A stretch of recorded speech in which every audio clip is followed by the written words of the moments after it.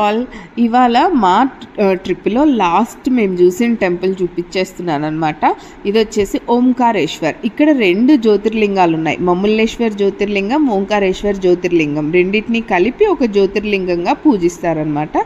So ఎటువంటి restrictions లేవు, హ్యాపీగా వీడియో కూడా అలౌ చేశారు. సో అందుకే నేను వీడియో కూడా తీసుకున్నాను. చాలా బాగుంది టెంపుల్ అయితే, చాలా పాత టెంపుల్ అనమాట. వాళ్ళు కూడా ఎటువంటి రెన్యువేషన్స్ చేయలేదు, పోయేదాన్ని పోనిస్తున్నారు, ఉన్నదాన్ని ఉండనిస్తున్నారు అనమాట, అంతే.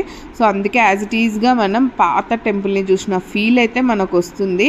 అండ్ పెద్దగా పెద్ద క్యూ ఏం లేదు, ఒక రకమైన క్యూ ఉంది, పర్లేదు, బట్ రష్ ఏమంతా తోసుకోలేదు.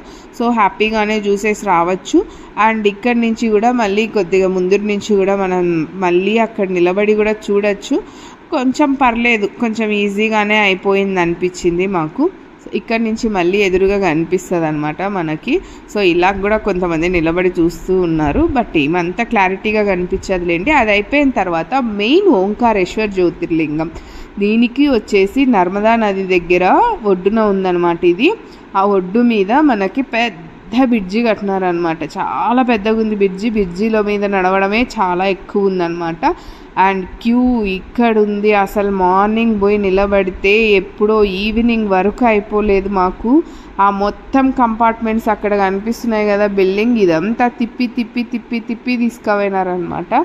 సో అంత తిరిగి ఆ సఫోషికేషన్ అసలు ఇంకా పిచ్చి అసలు మామూలుగా లేదనమాట.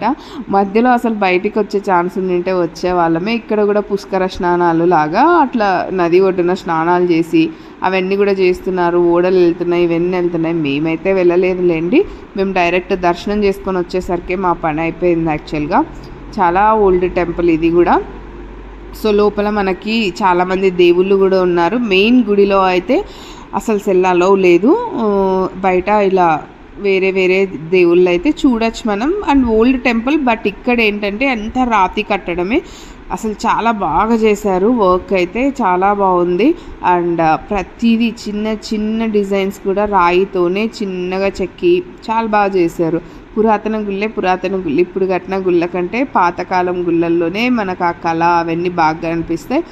కోర్స్ ఇప్పుడు కూడా బాగా కడుతున్నారు అనుకోండి, కొన్ని లైక్ అయోధ్య లాంటి టెంపుల్స్. చాలా బాగుంది గుడి. ఇదైతే చూడొచ్చు, బట్ రష్ బాగా ఎక్కువ ఉంది. మధ్యలో బయటకు వచ్చే వే కూడా లేదు, చాలా సఫికేషన్ ఫీల్ అవుతాము.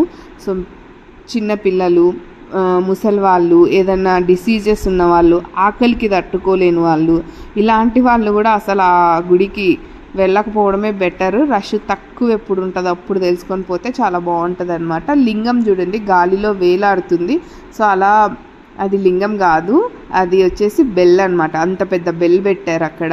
సో ఇలా గుడి అయితే చాలా బాగుంది. ఫస్ట్ నేను కూడా దాన్ని లింగం అనుకున్నా, కానీ లింగం కాదు, అది బెల్.